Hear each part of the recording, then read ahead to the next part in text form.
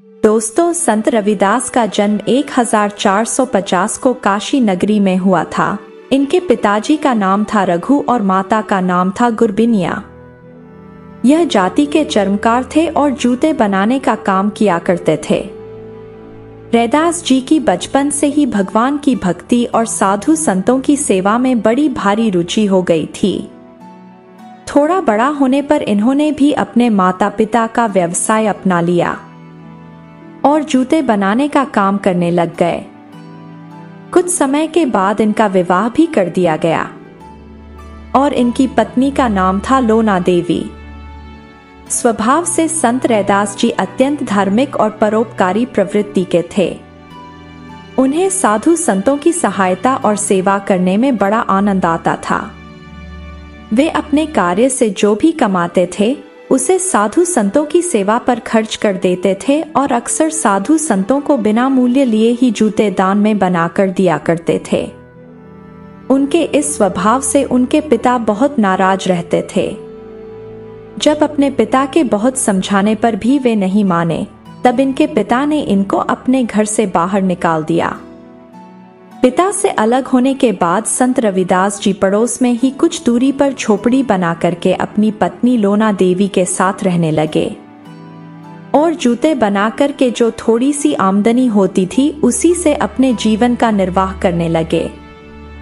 रविदास जी दिन भर जूते भी बनाते और साथ साथ भगवान का भजन भी किया करते थे। संत रविदास जी की पत्नी भी एक पतिव्रता थी और वह ऐसी स्त्री थी कि वह भी रैदास जी की हर कार्य में हाथ बटाती थी और साथ में भगवान का भजन भी करती थी।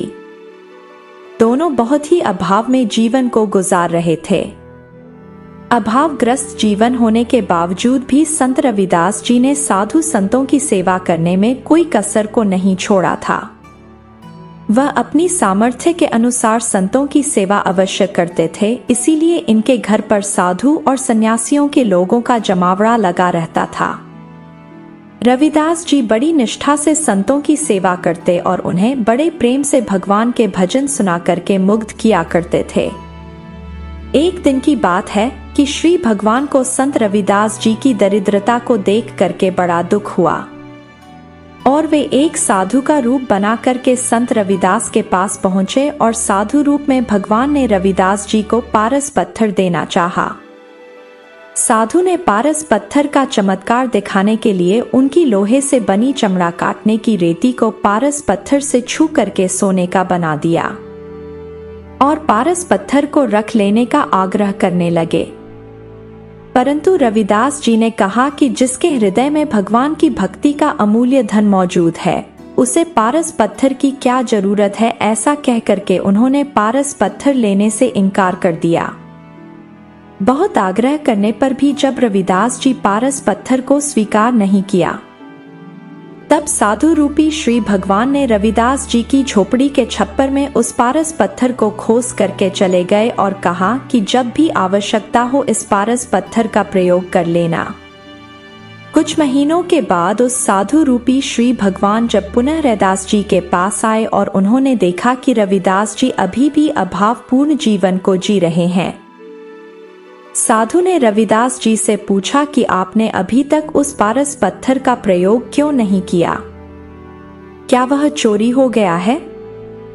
रविदास जी बोले कि मुझे पारस पत्थर की कोई जरूरत नहीं है, मुझे अपने कार्य में आमदनी जो होती है वह मेरे लिए पर्याप्त होती है, इसलिए पारस पत्थर को मैंने हाथ भी नहीं लगाया। वह जहां आप जैसे रख करके गए थे वहां उसी तरह से वह रखा हुआ है। साधु संत रविदास जी की कुटिया में गए और उन्होंने पारस पत्थर को वही रखा पाया। यह देख करके साधु रूपी भगवान संत रविदास जी की ऐसी निष्प्रथा को देखकर बहुत प्रसन्न हुए और संत रविदास जी को आशीर्वाद दे करके चले। कुछ दिन जब बीते, संत रविदास जी की कुटिया में प्रतिदिन 5 स्वर्ण मुद्राएं स्वतः ही प्रकट होने लगी। रविदास जी उन स्वर्ण मुद्राओं को गंगा नदी में विसर्जित कर देते थे। बहुत दिनों तक यही क्रम चलता रहा।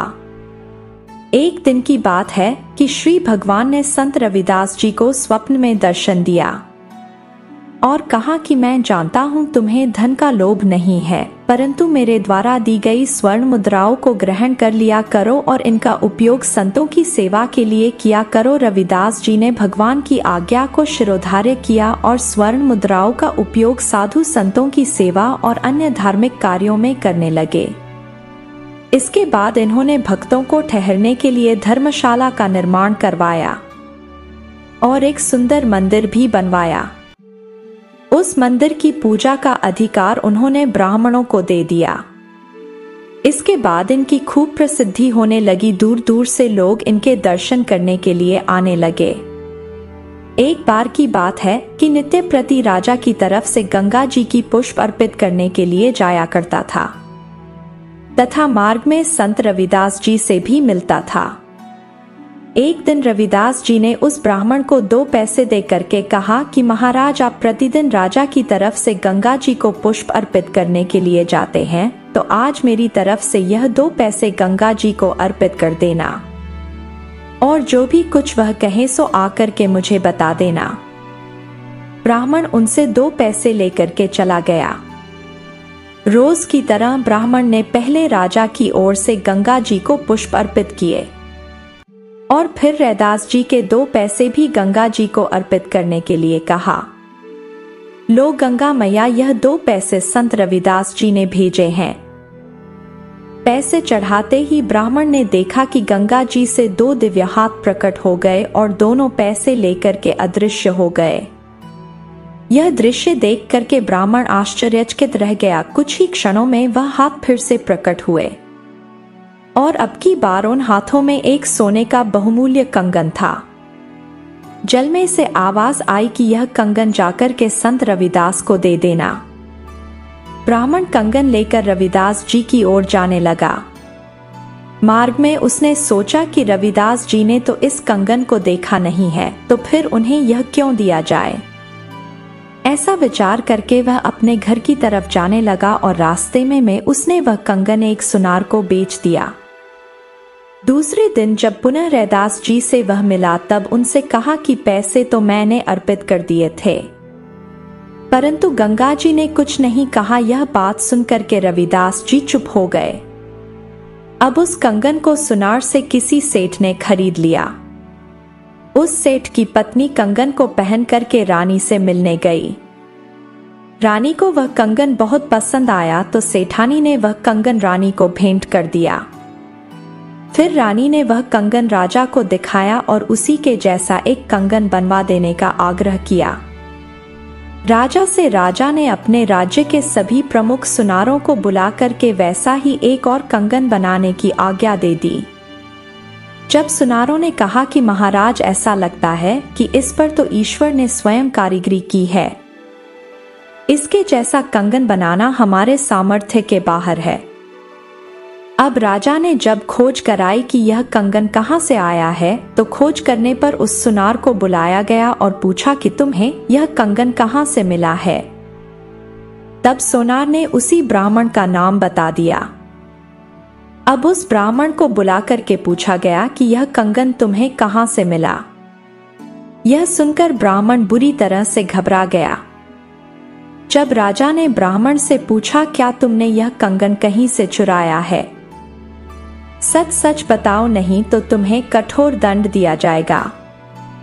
तब ब्राह्मण ने डरते डरते संत रविदास जी और गंगा मैया की पूरी घटना सुना दी। फिर राजा उस ब्राह्मण को लेकर के संत रविदास जी के पास पहुंचे और उन्हें पूरी घटना के बारे में बता करके प्रार्थना की कि कृपा करके ऐसा ही एक और कंगन हमको दिलवा दीजिए। तब संत रविदास जी ने कहा कि ब्राह्मण देवता को ऐसा नहीं करना चाहिए था। यह कहकर चमड़ा भिगोने वाली अपनी कठौती की तरफ देख करके बोले कि मन चंगा तो कठौती में गंगा माता वैसा ही एक कंगन और दीजिए। ऐसा कहते ही सबके सामने उस कठौती से वैसे ही कंगन के लिए एक दिव्य हाथ प्रकट हुआ और रैदास जी को वह कंगन दे दिया। संत रविदास की भक्ति का ऐसा चमत्कार देख करके सब उसकी प्रशंसा करने लगे और राजा उस कंगन को लेकर के चला गया। इस घटना के बाद समाज में ब्राह्मणों की प्रतिष्ठा कम हो गई, इसीलिए ब्राह्मण रैदास जी से ईर्ष्या करने लगे। और उन्हें नीचा दिखाने का उपाय ढूंढने लगे। जब ब्राह्मणों ने काशी नरेश से जाकर के कहा कि हे राजन, रैदास जी ने झूठे चमत्कार दिखाकर के सबको भ्रमित कर दिया है, यदि वे सच्चे भक्त हैं तो उनकी भक्ति की परीक्षा ली जानी चाहिए। तब राजा ने निर्णय किया कि ब्राह्मण और रैदास जी बारी बारी से प्रभु का आवाहन करेंगे और जिसके पुकारने पर मंदिर में विराजमान स्वयं भगवान की प्रतिमा करके जिसकी गोद में आ जाएगी वही सच्चा भक्त कहलाएगा। इसके बाद एक दिन निश्चित किया गया। इस दिन नगर के सभी लोग या भक्ति की परीक्षा देखने के लिए एकत्रित हुए। सबसे पहले ब्राह्मण दिन के 3 पहर तक विधि पूर्वक वेद मंत्रों का जाप करते रहे, परंतु कुछ परिणाम हासिल नहीं हुआ। इसके बाद रविदास जी की जब बारी आई, रविदास जी ने विनम्रता पूर्वक भगवान से प्रार्थना की और कहा कि हे भगवान, इस दास पर अनुग्रह कीजिए। ऐसा कहकर के प्रेम पूर्वक एक भजन गाया और जैसे ही रविदास जी का भजन पूरा हुआ, भगवान की प्रतिमा सबके सामने अपने स्थान से उठ करके संत रविदास जी की गोद में आकर के बैठ गई। इस प्रकार भगवान ने न केवल सबके सामने अपने भक्त की लाज रख ली, बल्कि भगवान ने अपने भक्त की प्रतिष्ठा को हजारों गुना बढ़ा दिया। इस घटना के बाद नगर के सभी लोग और काशी के नरेश संत रविदास जी की भक्ति के वशीभूत हो गए। दोस्तों, बचपन से रविदास जी अपने गुरु पंडित शारदानंद पाठशाला में पढ़ने के लिए गए, परंतु कुछ जाति के लोगों द्वारा उन्हें वहां पढ़ने के लिए मना कर दिया गया। परंतु उनके विचारों को देख करके पंडित शारदानंद को यह एहसास हुआ कि रविदास जी बहुत ही प्रतिभाशाली है और उन्होंने रविदास जी को पाठशाला में दाखिला दे दिया और उन्हें पढ़ाने लगे। रविदास जी बहुत ही अच्छे और बुद्धिमान बच्चे थे और पंडित शारदानंद से शिक्षा प्राप्त करने के साथ वे एक महान समाज सुधारक भी बने थे। दोस्तों, पाठशाला में पढ़ाई करते हुए पंडित शारदानंद जी का पुत्र उनका मित्र बन गया। एक दिन दोनों छुपा छुपी का खेल खेल रहे थे। खेल में दोनों एक एक बार जीत भी चुके थे। शाम हो जाने के कारण दोनों ने अगले दिन फिर खेलने का मन बनाया। अगले दिन पंडित शारदानंद का पुत्र खेलने नहीं आया। जब बहुत देर तक वह नहीं आया तो रविदास जी उनके घर गए।